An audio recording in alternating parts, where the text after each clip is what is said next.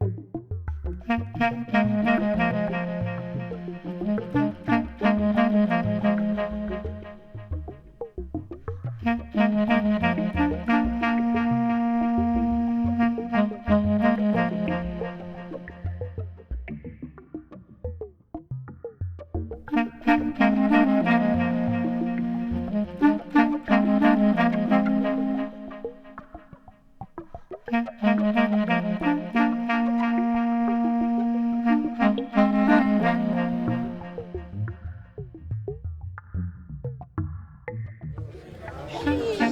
afternoon, everyone. Good afternoon, and welcome to the New Deal Cafe on a fair sponsored by the Black History Culture Committee of the City of Greenbelt. So we want to welcome you all, and first give thanks to the New Deal Cafe for their provisions. Back here, help yourself at this table back here, and for the co-op for their donations. And to the Recreation Department for helping us put this together, program planning and so on. So first I'm going to, introduce our mayor, Mayor Emmett Jordan. Emmett Jordan is serving at least 6 years as a member of the Greenbelt City Council. In 2009, he became the first African American to serve on the City Council. He currently serves on the Board of Directors of the National League of Cities, the Maryland National League, and the Metropolitan Washington Council of Governments. Mayor Jordan is the originator of the Greenbelt Black History Month. So, Mayor Jordan.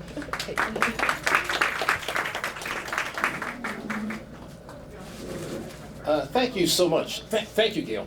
I think you said that I've been on council for 60 years. I hope I said 7 plus.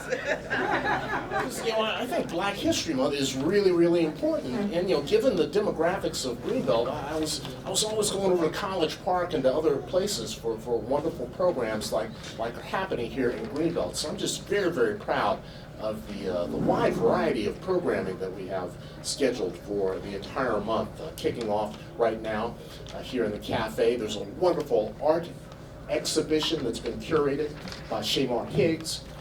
And you can see it on the walls. There's another art exhibition, fashion and whatnot over in the community center. So, and there's just a lot of great programs. And I could just stand up here and talk and talk and talk, but I won't. But what I will say is, on behalf of the Greenbelt City Council and all the residents of Greenbelt, we are just really, really proud to be here, to see all of this great programming going on in Greenbelt. And to the Greenbelt Black History and Culture Committee, just want to thank you for your work and for your focus, your dedication, and your priority of celebrating and recognizing the achievements of African Americans, here in Greenbelt, Prince George's County, and throughout the world.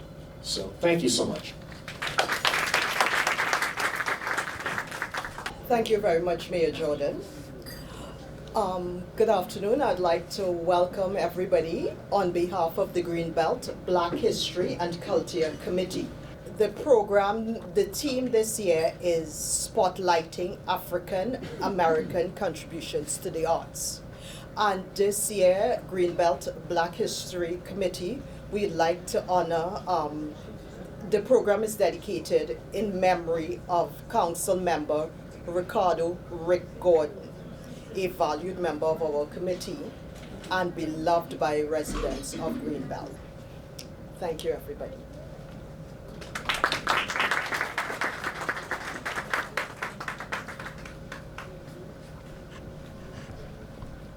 Okay, I'd like to introduce our next speaker, Ms. Joyce Bailey. Ms. Joyce Bailey. Ms. Bailey spans her career as a former D.C. public school teacher. She served as the former director and current board member of the Black Fashion Museum in the district. Ms. Bailey is now a member of the Female Reenactors of Distinction, FREED, of the African American Civil War Museum. Ms. Joyce Bailey.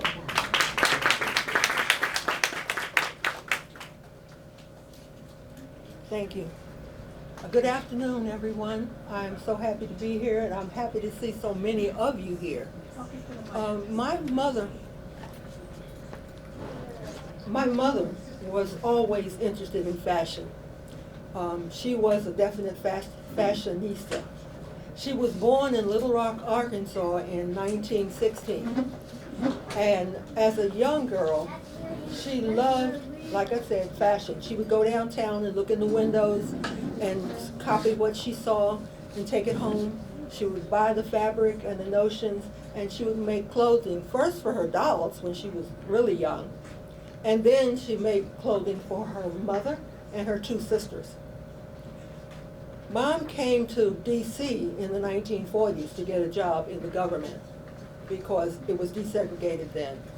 She had a 35-year career basically in housing and urban development. In the 60s, she went to New York because the government decentralized. And that was the closest she could be to D.C. because she maintained her home in D.C. When she got to New York, even though she was working a government job, she started a boutique called the Lois Alexander and Company. And that was an offshoot of the boutique she had here in D.C., which was called the Needle Nook. She found out that many of the people in Harlem, because that's where she started with the company that she had, that there were a lot of people that needed to know how to make clothing on their own. One of her slogans was, if you give a girl a dress, she has one dress. If you teach her to sew, she has many. So she's from the Lois Alexander and Company. She started the Harlem Institute of Fashion in 1966. Now remember, she's doing all this while she still has a government job. And she founded a lot of other organizations, but I won't go into that now. If you're interested, you can talk with me later. And she went to New York University to get a degree in fashion, and she was told, well, black people have made no contribution to fashion until the 60s or the 70s. And she knew that that was not true because she came from Little Rock, Arkansas, and she knew the history of Arkansas. So she decided then that she would start a black fashion museum. And in 1979, she opened the Black Fashion Museum with a $20,000 grant from the National Endowment of the Arts. And that museum, you have a sheet on her, and it goes into a whole lot of other information that I won't take your time with today. But from 1979 through about 1994, she ran that museum. She did get some grants, not a lot, but basically she used her government funds to fund that museum. And she sent a branch here, and I was working with that, and we had what we called our mini mobile museum. And we went out to schools and churches and civic organizations, and it became the Black Fashion Museum of Washington, D.C.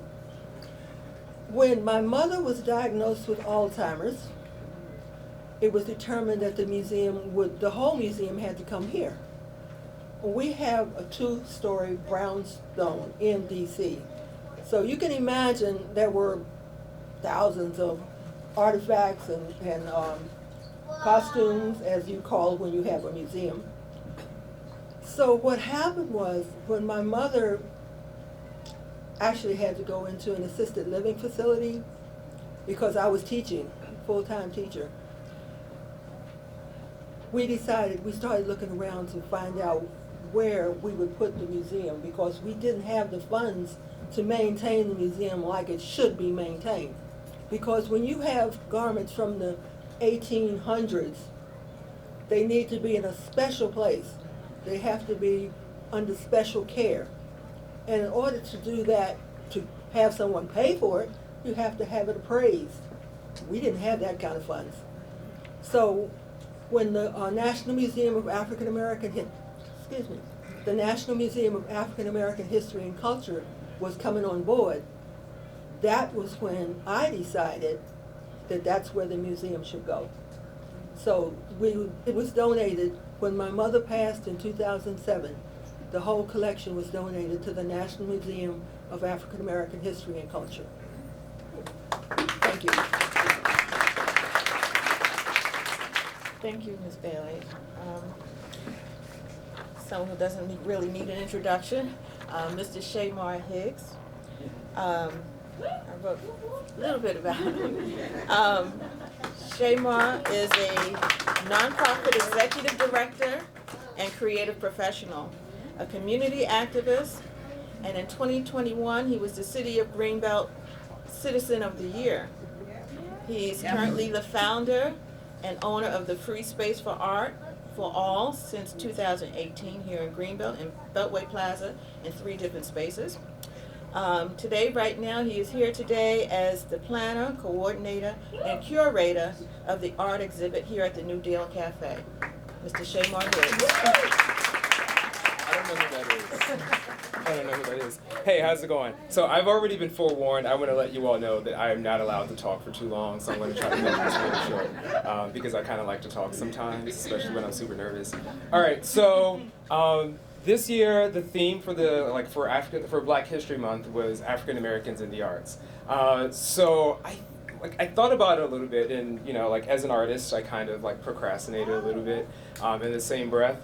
But I was thinking, what does it look like? Because we often see images of when we think of Black History Month, we think of slavery, we think of all the Frederick Douglass, Rosa Parks, all of that. But we never really think about progression. We never really think about the variety. We're not on a monolith. And when a couple of the artists started sending me photos, I'm like, oh yeah, I think we're onto something. And with that, I wanted to bring more than just paint.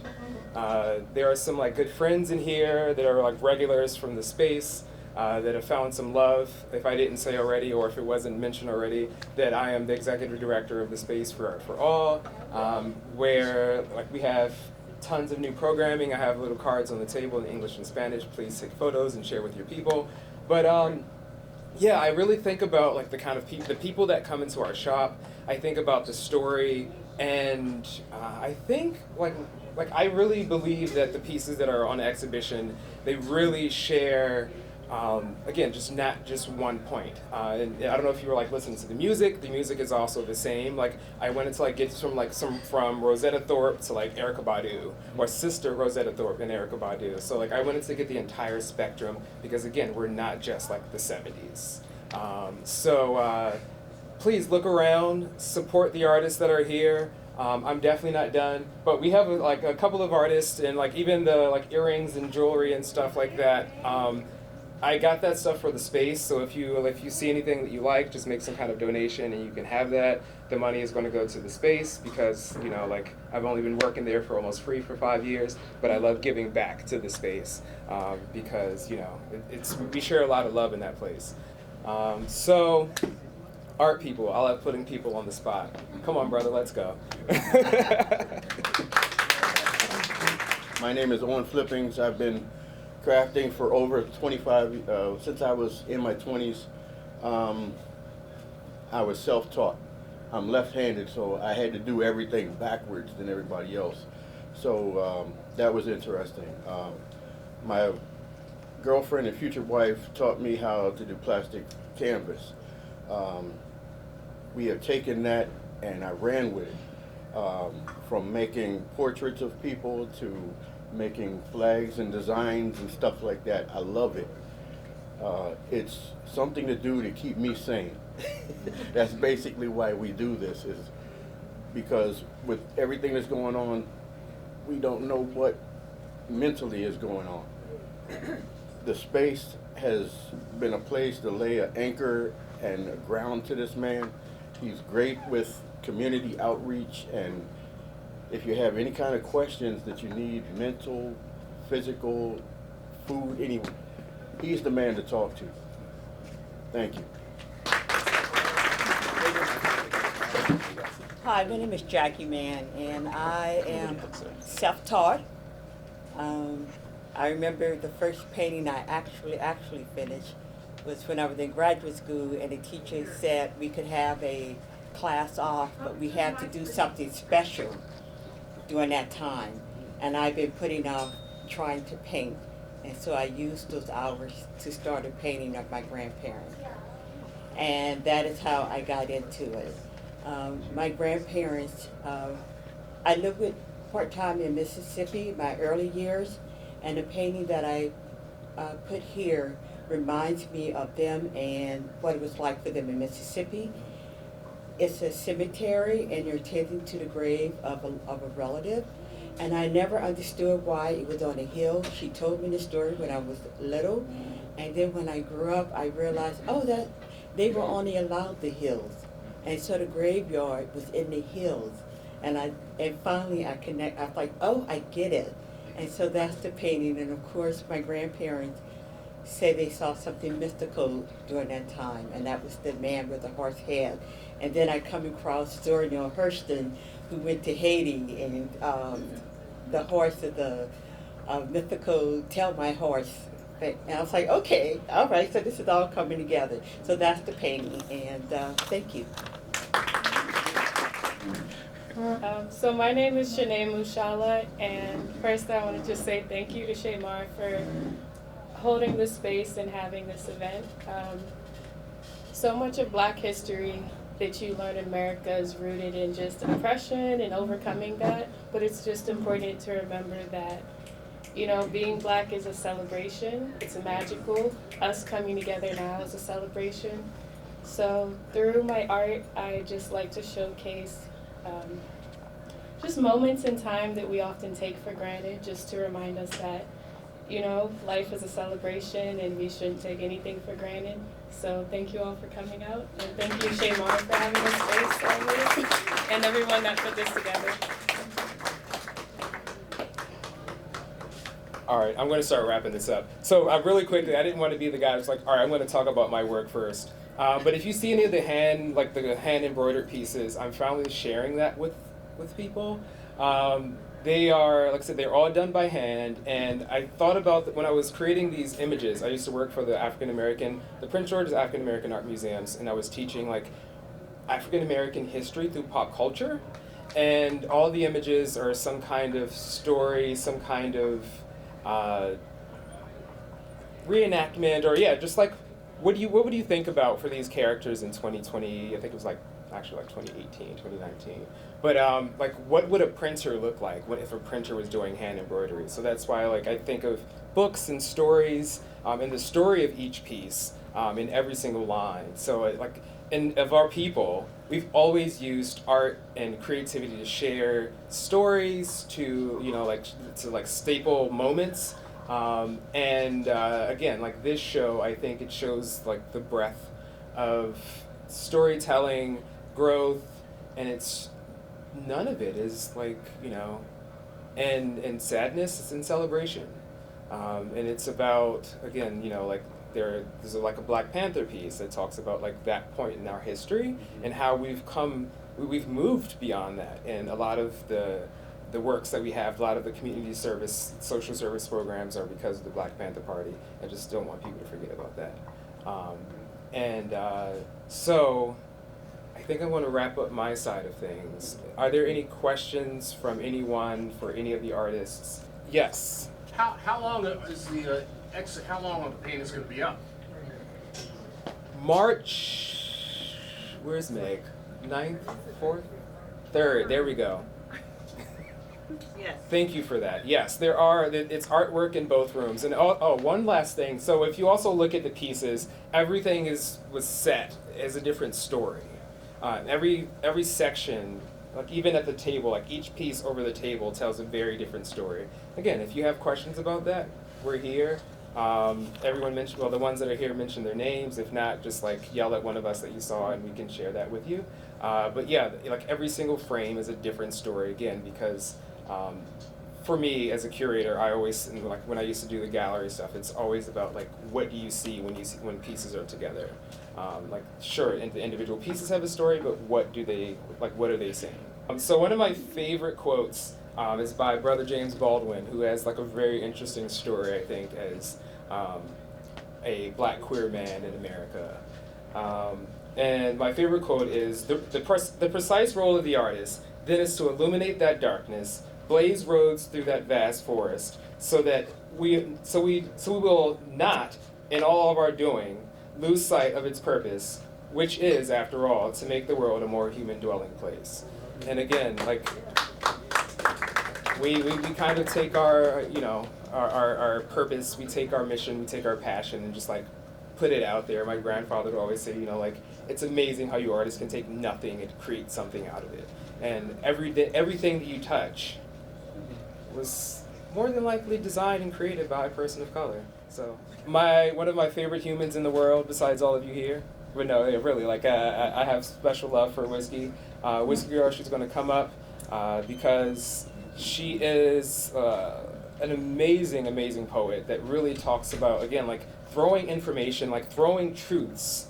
And that's really the role of the artist, to like really put up a mirror to society and to reality, and not sugarcoating it or whitewashing it is like what's really the thing now. Like, you know, like, and it's everyone's individual, especially if you have a special privilege, to actually stand up and do something, not just holding up signs, not just going online saying I'm going to do something, like literally putting your resources into the community, putting your time into the community. Otherwise, it's nothing but you standing there with a picket sign saying that you're there, you're an ally. We need more than allies. And also, if you're an ally, please don't step on our heads. Listen to what we have to say and move from there. Otherwise, you're just pushing the same systematic racism that's real. So.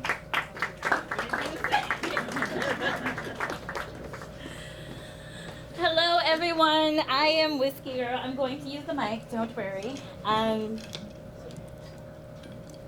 How's it going, everyone? Thank you for that lovely introduction. Okay.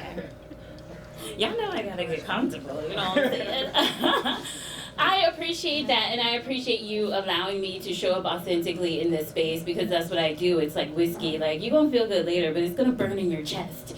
So I'm all about healing and mental health advocacy, but I'm the part of it that it's not all yoga and affirmations and yay, we love each other, right? Healing is a disruption. Oop. Keep talking. Okay. Healing is a disruption. I can project my voice, my tiny little voice. It's a disruption. It's uncomfortable. And I think that I specialize in the part of healing that is uncomfortable, and that is a part of it. I think watching what happened to the collective in 2020, where we watched a man die before our eyes, and we could not deny the racist history of this country. And I think what it is that when you start thinking about healing and psychology and how our brains are really here to protect us, right? So the thing is, when we look at our history, we want to overcome what that is. So we start to deny what it is. We start to lack accountability because it feels safer that way. And the beautiful thing that happened in 2020, when we were all in quarantine, despite of the disaster that was, is that we were really forced with facing ourselves. And I think the saddest part, being a Black woman, was just that knowing the nature of history, knowing that we see ourselves right now, but will we continue to do the work? The work is grueling. It is not fun. It is internalized, and you are going to see all of your ugly. And that's really what the healing job is. There's the beautiful part where it's kumbaya, I know I need to heal and I deserve better. But then it's you're the problem, you're the problem, you're the problem, and again, you're the problem.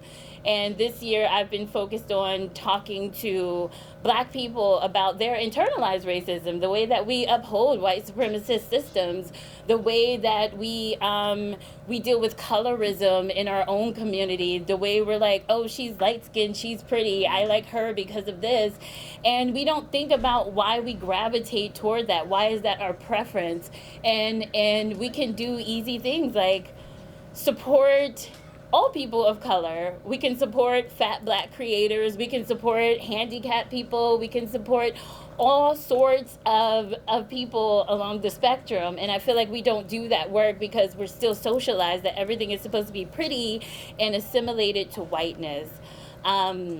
And that's really my work this year, because I come to you worked up, dealing with some personal issues with covert racism on the job, and I'm like, how am I going to talk about art at a Black History Month event and not have my personal feelings in it and have this anger? But I realized the work of a truth teller is that your life is always going to smack you upside the head so that you're telling the pure, unadulterated truth.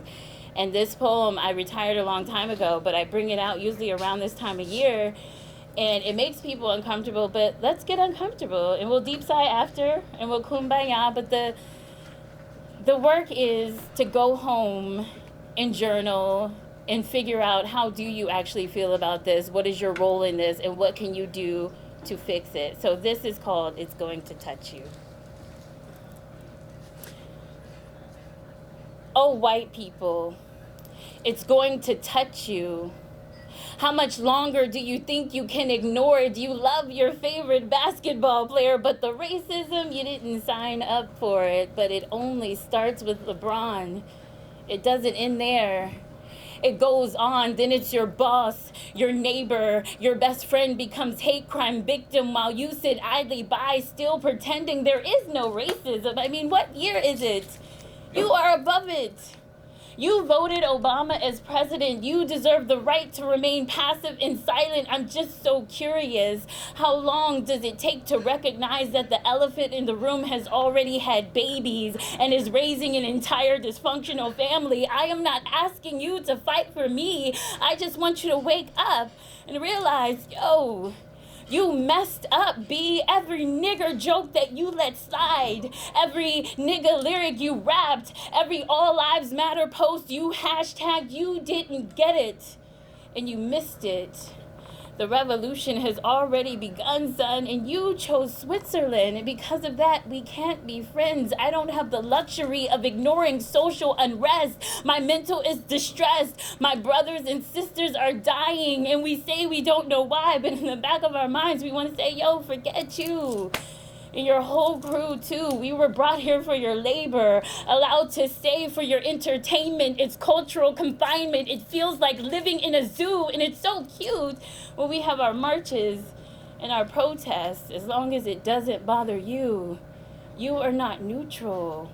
It's giving pathetic. It's giving lazy and apathetic, and it ain't right, but I almost have more respect for the alt-right because at least they chose a side. You choose to hide behind Facebook reposts and a thumbs up on Kiana's status, but you don't know what it's like to live like this. It's going to touch you. Better yet, hit like a ton of bricks, and it'll be way too late to ameliorate this.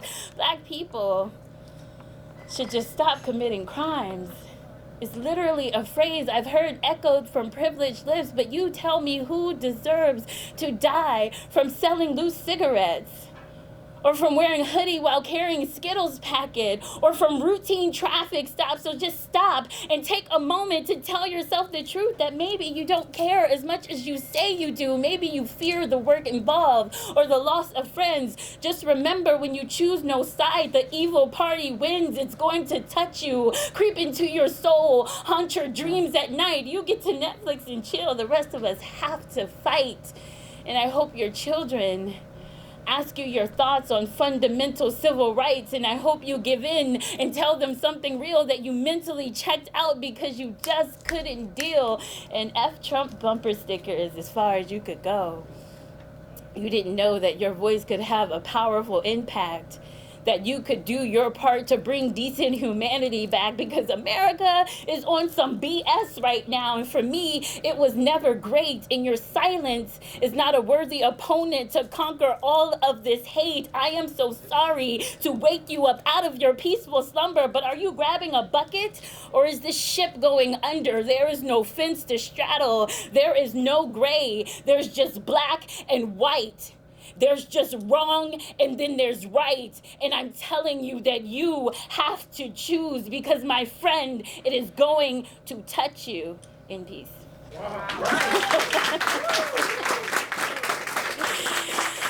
Thank you so much.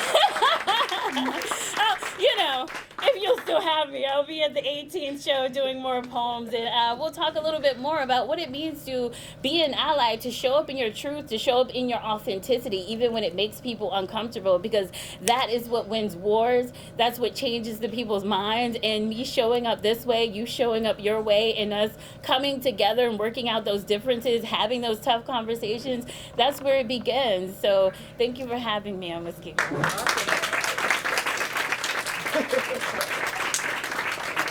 I don't know if my voice can carry that great, but yeah, I again, you understand why, like, storytellers. And that's the role of the artist.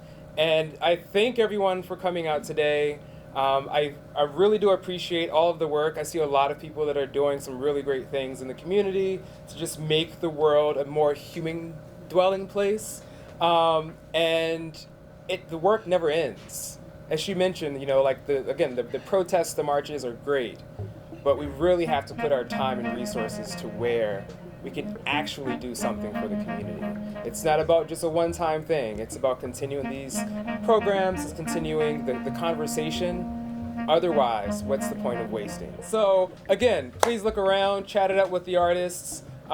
There are some pretty like awesome humans in here, so just like bump up to someone and like, hey, how's it going? You know, like the DC thing, what do you do kind of thing. So yeah, peace everybody, and enjoy the rest of the programs.